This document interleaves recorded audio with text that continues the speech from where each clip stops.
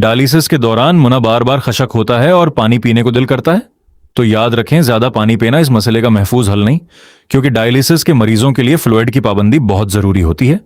मुंह की खश्की कम करने के लिए डॉक्टर की इजाजत के मुताबिक बर्फ के छोटे टुकड़े चूसें या थोड़ा थोड़ा पानी लें।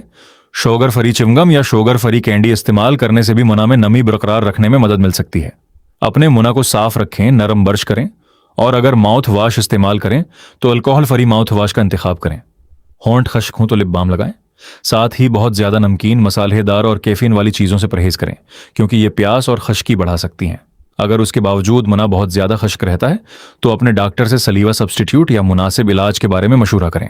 याद रखें, डायलिसिस के मरीज पानी या दीगर मशरूबात हमेशा अपने डॉक्टर या नेफ्रोलॉजिस्ट की बताई हुई मिकदार के मुताबिक इस्तेमाल करें।